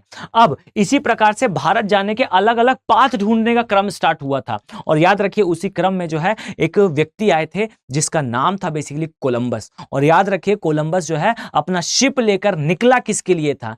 कोलंबस अपना शिप लेकर निकला था भारत का रास्ता ढूंढने के लिए। और उसे गलती से चलते हुए जो है कोलंबस यहां से आगे पहुंचा और जाने के पश्चात जो है वो यहां पहुंचा। याद रखिए सभी को पता था पृथ्वी जो है वो गोल है, अगर हम चलना यहां से स्टार्ट करेंगे तो घूमकर पृथ्वी तक पहुंच जाएंगे, घूमकर तक भारत तक पहुंच जाएंगे। अब इस क्रम में जब चलता हुआ कोलंबस आगे गया, हमें तब तक नहीं पता था कि ये देश यहां पर है, यहां कोई स्थलखंड है। यहां से चलता हुआ कोलंबस जब पहुंचा इन द्वीपों पर, तो कोलंबस यूज्ड टू थिंक कि मैं भारत पहुंच गया हूं और मैं भारत के कौन से भाग में होऊंगा? तो मैं भारत के पश्चिमी भाग में होऊंगा, इसलिए नाम रखा गया वेस्ट इंडीज। और कोलंबस ने यह जगह खोज ली है, यह बताने के लिए कोलंबस ने जो है वो कुछ लोगों को पकड़ा जिसका नाम रखा गया रेड इंडियंस। और इसे लेकर जो है वो किंग के पास पहुंचा और किंग ने इसे रेटिफाई कराने के लिए कि कोलंबस सही व्यक्तियों को लाया है या नहीं, उन लोगों को बुलाया गया जो भारत पहले गए थे। और जब उनको बुलाया गया तो दे यूज्ड टू से कि ये भारत जैसे नहीं दिखते। फाइन। और फिर यहां से जर्नी स्टार्ट हुई कि वास्तविकता में कोलंबस जिस एरिया से आया है वो एरिया कोई और ही द्वीप है जो आज तक नहीं मिला। कोलंबस ने बताया कि एरिया काफी लंबा है और फिर इसे पूरी तरह से डिस्कवर करा किसने? अमेरिको वेस्पुची ने। और बेसिकली इस एरिया का नाम रखा गया अमेरिका। फिर यहां पर यूरोपियंस जाकर सेटल हुए, इस एरिया को ऑक्यूपाई करा, इस एरिया को घेरा, कवर करा और फिर यूरोपियंस की कॉलोनी यहां बनी। और याद रखिए कि ये यूरोप के ही लोग हैं जो इधर रहते थे। अब जब यूरोप के लोग इधर रहते थे तो याद रखें कि धीरे धीरे करके यहां से संसाधनों का यूज करके उन्होंने डेवलपमेंट स्टार्ट करा अपने कॉन्टिनेंट का और फिर डेवलप्ड कॉन्टिनेंट बने। आप समझिएगा अंतर कितना बड़ा था उस समय भारत और यूरोप के बीच में, कि भारत आने की चाह में यूरोपियंस निकले और गलती से डिस्कवर करा किसे? उत्तर और दक्षिण अमेरिका को। और आज उत्तर दक्षिण अमेरिका जो है विश्व को लीड कर रहे हैं और हम पीछे हैं। कारण क्या है? कारण है लैक ऑफ इनोवेशन। मैं किसी दिन जो है वो डिटेल में केस स्टडी के फॉर्म में बताऊंगा कि कैसे इतना बड़े स्तर से भारत जो है वो विकासशील देशों तक सीमित रह गया।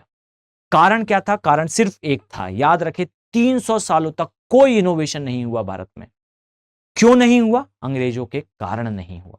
फाइन। हमारे शिक्षा पद्धति को, हमारी एजुकेशन की पॉलिसीज को, इंटरवेंशंस को स्लो डाउन रखा गया। याद रखें कि कभी समय मिले तो आप जो है रीड करिएगा कि भारत में जो मैग्ना कार्टा कहा जाता है, शिक्षा का मैग्ना कार्टा कहा जाता है, उसमें लिखा गया था कि डेलिबरेटली भारत के अंदर हिंदी में एजुकेशन को जो है वो मिनिमाइज करा जाए। हिंदी भाषा में अगर भारतीय पढ़ते रहे तो हमेशा उन्हें एहसास होगा। अगर आपके पास कभी टाइम हो तो इस मैग्ना कार्टा को निकाल कर रीड करिएगा। फाइन। इसे जिसने लिखा था उसके लेटर्स को रीड करेंगे, आप पाएंगे कि वहां मेंशन था ये बात कि भारतीयों को अगर ये समझाना है कि exactly Indians are under the colony of Europeans, अर्थात ये यूरोप के अंदर आते हैं, यूरोप ऊपर है, गोरे ऊपर है और इंडियंस ब्राउन्स नीचे हैं, ये एहसास दिलाना है तो पहले इन्हें इंग्लिश में एजुकेशन देना होगा। कारण क्या है? कारण सिर्फ इतना है कि हिंदी में एजुकेशन होता है तो इंडियन जो है वो समझ जाते हैं जल्दी उस चीज को। फाइन। अब अगर हिंदी में ही एजुकेशन कंटिन्यू रहा तो इंडियंस के पास पहले से बहुत नॉलेज है, पहले से भारत में जो है हजारों किताबें लिखी जा चुकी हैं, वो इजीली इंडियन समझते हैं और इसलिए जो है वो पश्चिमी शिक्षा पद्धति को उतनी तवज्जो नहीं देते। फाइन। तो ये डेलिब्रेट किया गया ऐसा कार्य था जिस कारण भारत में लगभग 200-300 सालों तक कोई इनोवेशन नहीं हुआ। और याद रखिए कि इनोवेशन ही किसी देश को जो है वो आगे बढ़ाता है। अब जब आप इनोवेशन करोगे, कोई नई चीज लाओगे, इनोवेशन का मतलब होता है नवाचार, कोई नई चीज लाना। और एक बार आपने कोई चीज नहीं लाई, एप्पल की कंपनी ने ज्यादा से ज्यादा क्या करा है? कोई बहुत बड़ा आविष्कार नहीं करा एप्पल ने। याद रखें कि जितनी इंडिया की जीडीपी है उतना जो है वो नेटवर्थ है किसकी? एप्पल की। फाइन। अब ये कंपैरिजन वैसे बेसिकली रॉन्ग है। हमारी जीडीपी हमारी 1 साल की होती है और एप्पल की नेटवर्थ वो जब से बना है तब से है टोटल। फाइन। तो एक कोई कंपैरिजन नहीं है, लेकिन आप कह सकते हैं कि एक कंपैरिजन अगर आप सतही तौर पर करना चाहें, वैसे कंपैरिजन रॉन्ग है बट फिर सतही तौर पर करना चाहें तो इतनी बड़ी कंपनीज क्यों बन रही हैं? कारण सिर्फ एक है, इनोवेशन, नवाचार। और याद रखिए नवाचार कहां से आता है? ये नवाचार एजुकेशन से आता है। फाइन। अब सिर्फ टच स्क्रीन मोबाइल बनाकर कोई जीडीपी से बड़ी कंपनी बना ले जाता है तो एक छोटा सा इनोवेशन जो है वो गेम चेंज कर सकता है देश का। बस यही एक कारण रहा जो भारत पीछे रहा और ये देश आगे रहे। क्लियर? अब यहां याद रखिए मैगलन जो है वो टिएरा डेल फ्यूगो जो है अर्जेंटीना के अंडर में आता है, उसको अलग करता है। इसी प्रकार से यहां पर आपको जो है वो द्वीप दिखाई देंगे, इसे वेस्ट इंडीज कहा जाता है। इसके ऊपर जो है आपको दिखाई देगा कि पोर्शन है। आइए इसे वापस से हम इस मैप पर आते हैं। याद रखें कि इसके ऊपर जो है आपको दिखाई देगा यहां पर कोई एक प्लेस है जिसे कहा जाता है मैक्सिको की खाड़ी। अभी मैं इसकी मैपिंग नहीं कर रहा हूं। याद रखें कि यहां पर आपको जो है वो एक दूसरा सागर दिखता है, इसे कहते हैं कैरेबियन सागर। क्लियर? अभी मैंने इसकी मैपिंग नहीं कराई है। याद रखें कि यहां पर आपको एक जो है स्ट्रेट दिखाई देगा, इसी प्रकार से आपको यहां एक स्ट्रेट दिखाई देगा, यहां एक जलधारा दिखाई देगी, इसी प्रकार से यहां एक जलधारा दिखाई देगी। ये केवल और केवल जनरल इंट्रोडक्शन है आपके दिमाग में चीजों को फिट करने के लिए। नाउ आई थिंक आपको पूरे कॉन्टिनेंट एटलीस्ट सुपरफिशियली आपके दिमाग में बैठ गए होंगे कि हमें कहां पर किस कॉन्टिनेंट को इमेजिन करना है। Just a second. ओके, तो ये बेसिकली कॉन्टिनेंट्स का एक सुपरफिशियल मैप है। उत्तरी अमेरिका, दक्षिणी अमेरिका, अफ्रीका, यूरोप, और इस प्रकार से आपने अभी एक जर्नी प्ले करी है। आई थिंक ये वीडियो आपके लिए इंफॉर्मेटिव रहा होगा। मैंने जानबूझकर अपने आप को थोड़ा रिस्ट्रिक्ट रखा है पूरा एक्सप्लेन करने से। मैं आपको आने वाले वीडियोस में, इन वीडियोस की संख्या जो है वो डिपेंड करेगी कि आप किस डेप्थ तक पढ़ना चाहते हैं। फाइन। तो अगर आप इसे इस प्रकार से पढ़ेंगे तो आपके लिए आपके सिलेबस के अकॉर्डिंगली काफी इंपॉर्टेंट होगा। बहुत सारा नॉलेज है इसमें, बहुत सारी चीजें हैं समझने के लिए। क्लियर? तो आई होप आपको ये सीरीज पसंद आएगी। आई होप आप इसे जो है वो शेयर जरूर करेंगे ताकि हम और हमारी पूरी टीम मोटिवेटेड फील करे आप तक इस प्रकार का कंटेंट लाने के लिए।